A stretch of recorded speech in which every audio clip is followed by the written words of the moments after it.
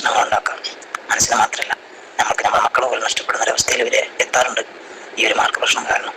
അതുകൊണ്ട് ആരും തന്നെ യാതൊരു കാരണവശാലും കുട്ടികളോട് ഇങ്ങനെയുള്ള കാര്യങ്ങളൊക്കെ പറഞ്ഞ് അവരെ വല്ലാതെ വേദനിപ്പിക്കുന്ന ഒരവസ്ഥ ഉണ്ടാവരുത്.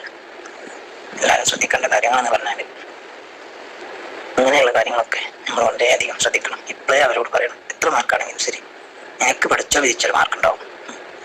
അല്ലാതെ നമ്മൾ അത്ര കിട്ടണം അറിയിച്ചുകൊണ്ട് കാര്യമില്ലല്ലോ. നമുക്ക് വിധിക്കപ്പെട്ടത് എന്താണോ അത് നടക്കും. എനിക്ക് വിധിച്ചത് എന്താണ് അത് എനിക്ക് കിട്ടാതെക്കില്ല. എനിക്ക് മാർക്ക് ഇത്ര മാർക്ക് ഉണ്ടാവും, അത്ര ഉണ്ടാവും, അത്ര കിട്ടണം. മറ്റേ കുട്ടീനേക്കാളും ഉണ്ടാവണം. മറ്റേ എൻ്റെ ചിലപ്പോൾ അയൽവാസിൻ്റെ കുട്ടീനേക്കാരും അല്ലെങ്കിൽ ബന്ധത്തിലുള്ള ആരെങ്കിലേക്കാരും അല്ലെങ്കിൽ സ്വന്തം ക്ലാസ്സിലെ കുട്ടീനെ വെച്ചായിരിക്കും. ഇങ്ങനെയൊക്കെ പറഞ്ഞു കൊടുത്തിട്ട് മക്കളുടെ മനസ്സിൻ്റെ ഉള്ളിൽ വെറുതെ ആശകൾ വാരിയിട്ട് കൊടുക്കാതെ വാശികൾ കൂടാനും ഒക്കെ അതിനിടയാണ്. അതുകൊണ്ട് അതിനൊന്നും ഇടവരുത്താതെ ഉള്ള മാർക്കിൽ തൃപ്തിപ്പെടുക. മനസ്സിൻ്റെ ഉള്ളിലുണ്ടെങ്കിൽ പോലും പുറത്തേക്ക് കാണിച്ച് അവരെ വേദനിപ്പിക്കരുത്. ഒരു മാർക്ക്, ഒരു SSLCൻ്റെ മാർക്കില്ല ഒന്നും എന്ന് നമ്മൾ ആദ്യം മനസ്സിലാക്കണം. എത്രയോ കുട്ടികൾ SSLC ഫുൾ A+ കിട്ടിയിട്ട് കൂടി എത്താത്ത എത്രയോ കുട്ടികളുണ്ട്.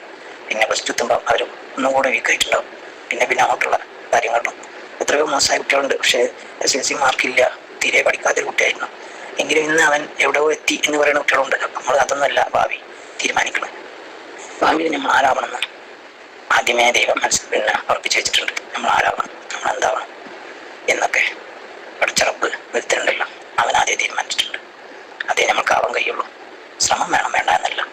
ശ്രമിക്കണം, എന്തിനും നമ്മൾ ശ്രമിച്ചുകൊണ്ടിരിക്കണം, അത് വേണ്ട എന്നല്ല. പക്ഷേ നമ്മളൊക്കെ ആരൊക്കെ ആയിത്തീരണം, എവിടെയൊക്കെ എത്തണം, എന്തെല്ലാം ആകണം എന്നൊക്കെ മുൻകൂട്ടി നമ്മളൊക്കെ നിശ്ചയിച്ച് വെച്ചൊരു കാര്യമാണ്. അപ്പം നമ്മളെന്ത് മനസ്സിലാക്കണം, ശ്രമമായിരിക്കാം വിജയം. പക്ഷേ നമ്മൾ ശ്രമിക്കാനിട്ടല്ല, ശ്രമിച്ചിട്ടും കിട്ടാൻ എന്താ ചെയ്യുക. അപ്പം നമ്മൾ എൻ്റെ കുട്ടി ശ്രമിച്ചാണ്, എൻ്റെ കുട്ടി എഴുതിയിട്ടുണ്ട്, എൻ്റെ കുട്ടി പഠിച്ചിരുന്നു, പക്ഷെ അവന് കിട്ടാനിട്ടാണ് എന്നൊക്കെ നമ്മൾ തന്നെ സ്വയം മനസ്സിലാക്കുക. ആ കുട്ടീനെ പറഞ്ഞ് മനസ്സിലാക്കുക. ആ കുട്ടി ആദ്യം തന്നെ വേദനയോട് കൂടി നിൽക്കുന്ന സമയമായിരിക്കും. അതിൻ്റെ കൂട്ടത്തിൽ തീ വാരിയിട്ടരുത്, ആണി കത്തിക്കരുത്. ആ തീ കെടുക്കാനാണ് നമ്മൾ ശ്രമിക്കേണ്ടത്. അതാണ് പേരൻസ് ചെയ്യേണ്ടത്, ഓരോ പേരൻസും. അല്ലാതെ എനിക്ക് മോശമാവുമല്ലോ, അത്ര മാർക്കുള്ളൂ ഞാൻ എങ്ങനെ മറ്റുള്ളവരോട് പറയാം എന്നുള്ളൊരു ഇതിൽ നമ്മൾ മക്കളെ ഒരിക്കലും കാണരുത്. മറ്റുള്ളവർക്ക് വേണ്ടിയല്ല നമ്മുടെ മക്കളെ നമ്മൾ വളർത്തുന്നത്, പഠിപ്പിക്കണമെന്നും അവർ എവിടെ എത്തിപ്പെടാൻ വേണ്ടി മാത്രമാണ്.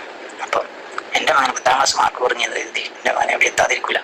അവൻ എന്തിനായാലും എവിടെയൊക്കെ എത്തും. അവന് കിട്ടണം, അവൻ പഠിക്കും, പഠിച്ച് അവനൊരു നിലയിൽ എത്തിച്ചേരും. അവനോടൊപ്പം നമ്മളും അവന് വേണ്ടിയിട്ട് പറഞ്ഞ് മനസ്സിലാക്കി അവനെ നല്ല നിലയിൽ കൊണ്ടുപോകാൻ വേണ്ടി ശ്രമിക്കുക. അല്ലാതെ അവനോട് ഇങ്ങനെ ഓരോന്ന് പറഞ്ഞ് അവനെ തളർത്താൻ ഒരിക്കലും ശ്രമിക്കരുത്.